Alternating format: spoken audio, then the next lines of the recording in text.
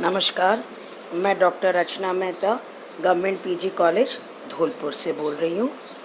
आज हम third year का एक बहुत ही महत्वपूर्ण टॉपिक अमेरिका की क्रांति कर रहे हैं। ये पेपर आधुनिक विश्व का इतिहास का एक महत्वपूर्ण टॉपिक है। अमेरिका की क्रांति लड़ी गई थी 1775 से 1783 में। जैसे कि हम सबको पता है, अमेरिका जो महाद्वीप है, इसकी खोज क्रिस्टोफर कोलंबस ने करी थी। जब वो यूरोप से भारत की खोज में निकला, मगर पहुंच गया वो नॉर्थ अमेरिका में, और इसीलिए उसे कोलंबस को इसका श्रेय दिया जाता है। मगर अमेरिका का नाम अमेरिगो वेस्पुची नामक एक इटालियन के नाम पर पड़ा था।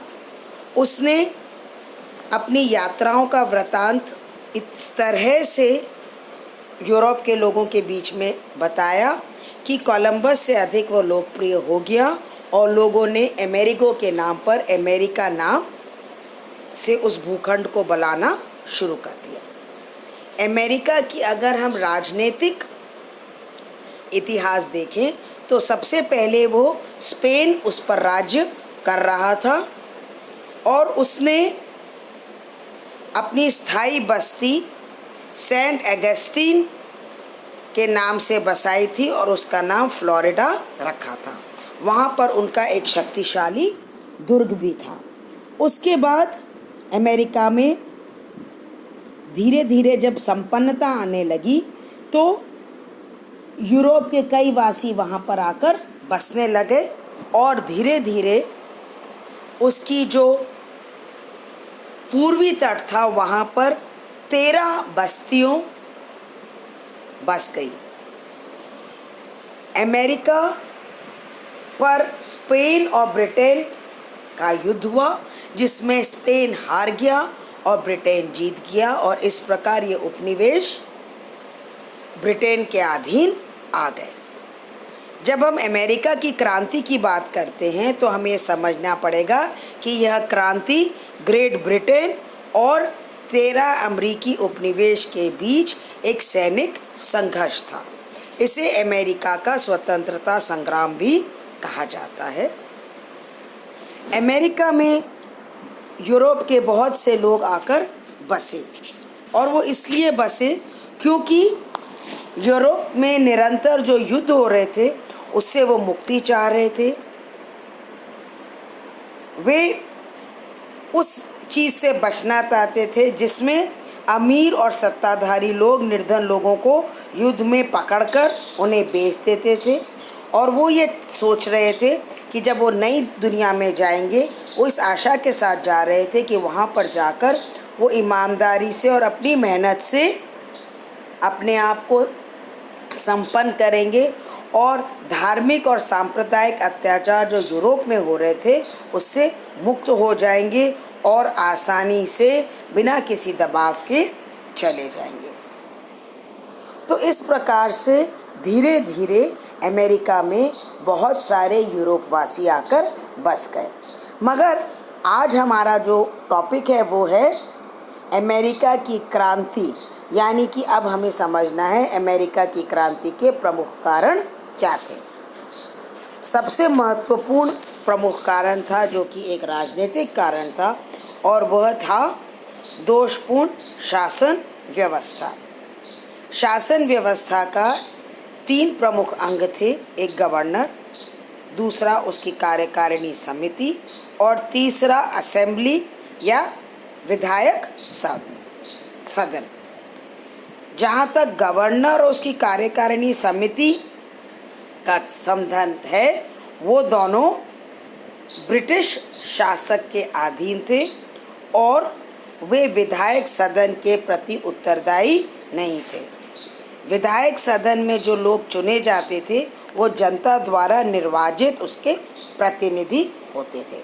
तो अब यहाँ पर एक प्रॉब्लम जो आ गई थी वो ये थी कि गवर्नर के पास उत्तरदायित्व तो था मगर उसके अधिकार सीमित थे, जबकि जो विधायक थे उनके पास अधिकार तो बहुत सारे थे मगर उनके पास उत्तरदायित्व का अभाव था।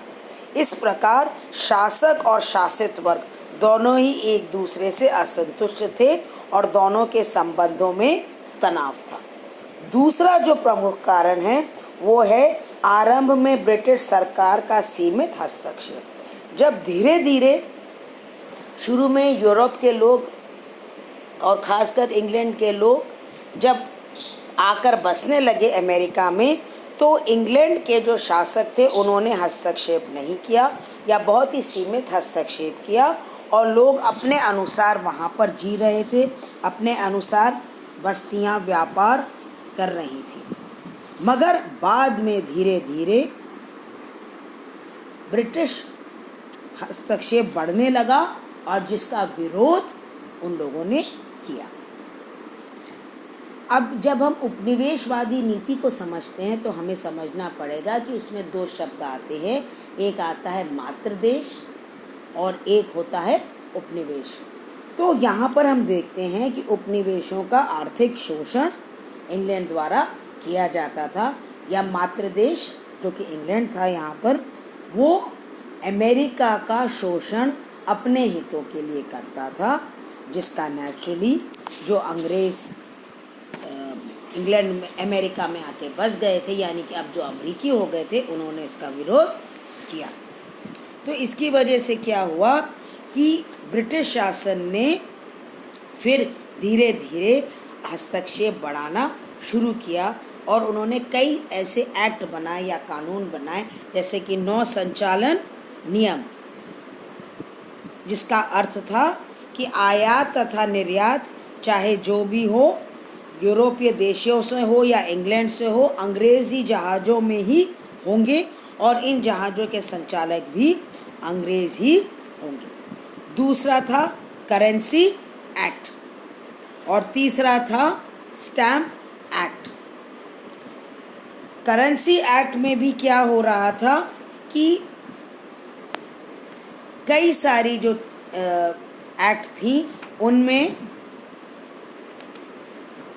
अमेरिका को घाटा हो रहा था और इंग्लैंड को उससे फ़ायदा हो रहा था। स्टैम्प एक्ट में भी क्या हो रहा था कि स्टैम्प से जो भी रेवेन्यू मिलता था वो ब्रिटिश सरकार को मिलता था और अमरीकी जो ट्रेड था, जो व्यापार था, उस पर एक तरह से कंट्रोल हो रहा। फिर आता है सप्तवर्षीय युद्ध। सप्तवर्षीय युद्ध का प्रभाव हम भारत में भी देखते हैं और अमेरिका में भी देखते हैं। यह सप्तवर्षीय युद्ध क्या था पहले हम समझ लें। सप्तवर्षीय युद्ध इंग्लैंड और अमेरिका के बीच 7 सालों तक लड़े जाने वाला इंग्लैंड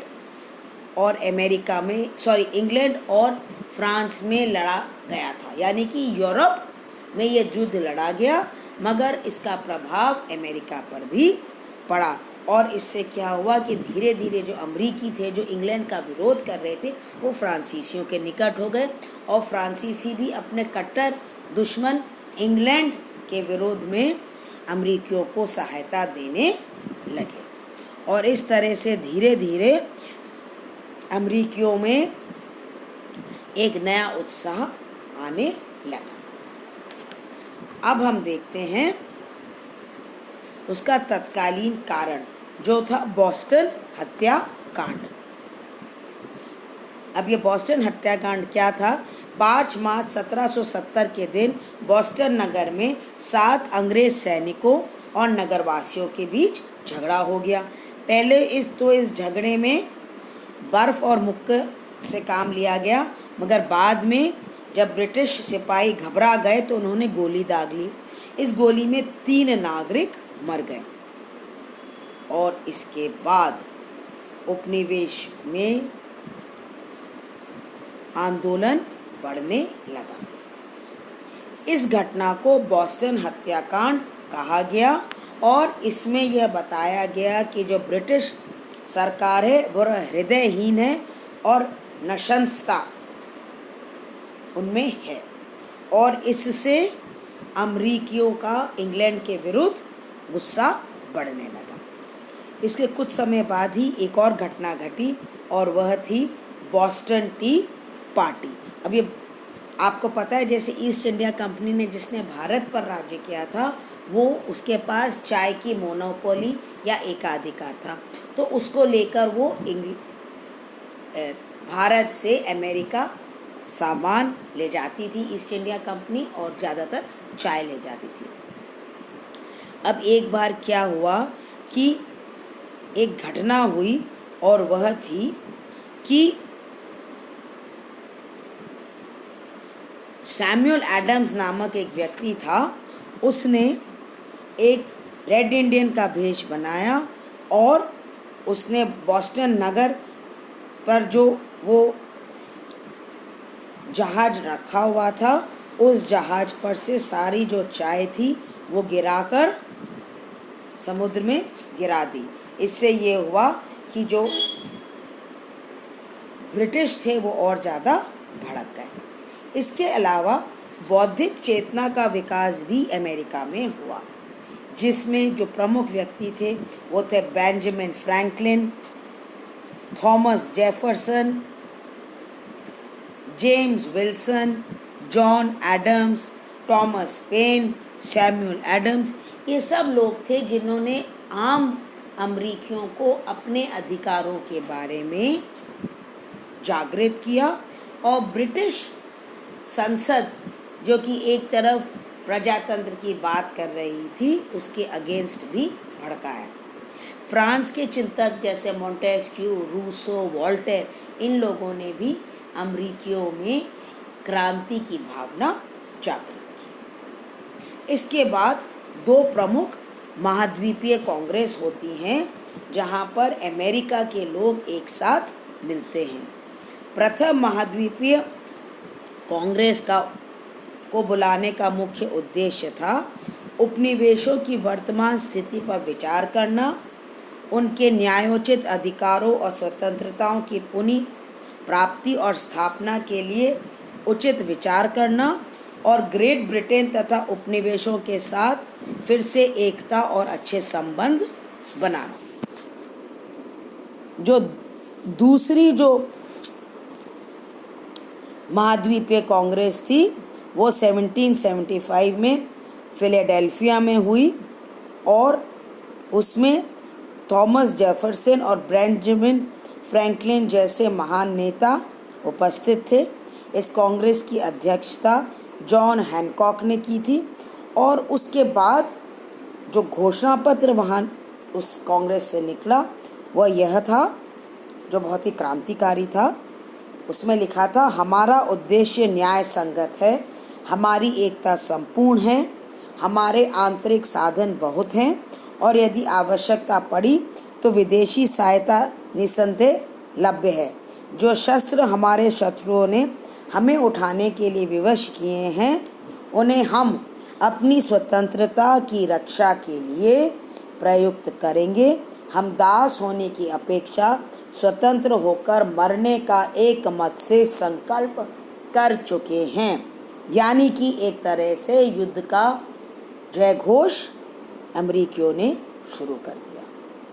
उसके बाद 23 अगस्त 1775 में ब्रिटिश शासक जॉर्ज वॉशिंगटन ने अमेरिका को विद्रोही घोषित कर दिया, और अमरीकियों ने अपनी सेना का गठन किया, और उनके जो प्रधान सेनापति थे वो थे जॉर्ज वॉशिंगटन, जो कि बाद में चलकर अमेरिका के प्रथम राष्ट्रपति भी बने। यह युद्ध काफ़ी समय तक चलता रहा, और उसके बाद 19 अक्टूबर 1781 में लॉर्ड कॉर्नवालिस, जो कि ब्रिटिश सेनापति थी, उन्होंने आत्मसमर्पण किया, और पेरिस की संधि के साथ 4 जुलाई 1776 को अमेरिका को पूर्ण स्वतंत्रता प्राप्त हो गई।